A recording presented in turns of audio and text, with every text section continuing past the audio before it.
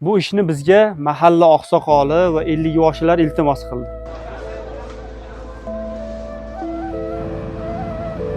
Assalomu alaykum va rahmatulloh. Birodarlar, so'zimizni avvalidan barchalaringizni tutib kelayotgan Ramazon ro'zalarini Alloh taolo qabul qilsin. 14-mart kuni WhatsApp guruhlardan, Telegram guruhlardan ko'pchilikka bu video yong'in holati tarqadi. O'zgan shahrida MTS mahallasida orqa ko'chasida bir yong'in, Alloh taoloning sinovi, bir kulfati yoki yong'in kelib chiqqan xonadonda. So'zimizni avvalidan boshlab aytmoqchimizki, shu yerga kelib ayni soat o'zimiz ham shu yerda qatnashdik. Iftor mahal og'iz ochardi. Azon aytaridan bir 5-10 daqiqa avval shu yong'in chiquvdi. Mahallamizda bo'lganligi uchun biz ham yetib keldik. Bu yerdagi holatni, bu yerdagi hasharchilarni va yordamga kelgan o'zgan xalqini ko'rib, shularga avvalida minnatdorchilik bildirmoqchimiz.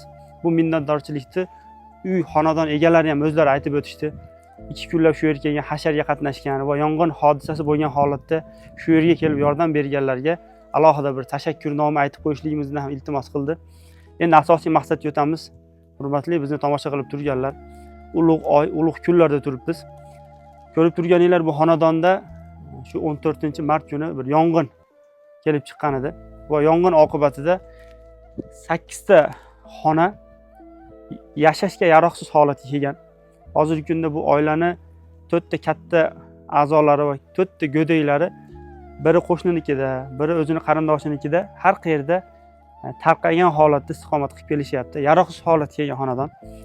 Yonganiga mana 4 kun 5 kun bo'lganiga qaramasdan hasharchilar va yana bir qancha ustalar kelib yordam beryapti. Va mahalla oqsoqollari va 50 yoshlar va kattalar bir maslahat qildik. Xonadondagi a'zolarim bilan ham maslahat qildik-da, shuni murojaat qilib chiqaraylik xalqqa. Va murojaat qanday? Xabaringlar bor, biz el uchun jamoasi bor o'zganda.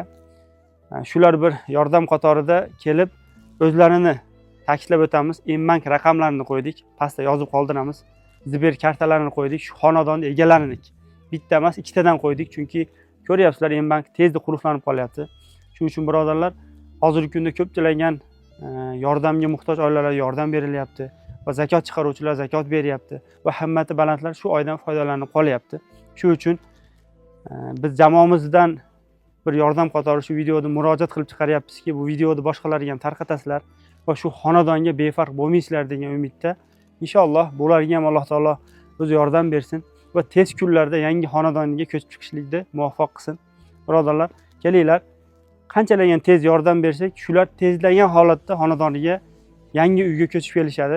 Alloh taolo himmatinglarni baland va oliy qilsin va kim qanday hissasini qo'shar ekan, hatto videoni boshqalarga yuborar ekan, Alloh taolo o'zini ajr mukofoti bilan mukofotlantirsin. Assalomu alaykum va rahmatullohi va barakatuh.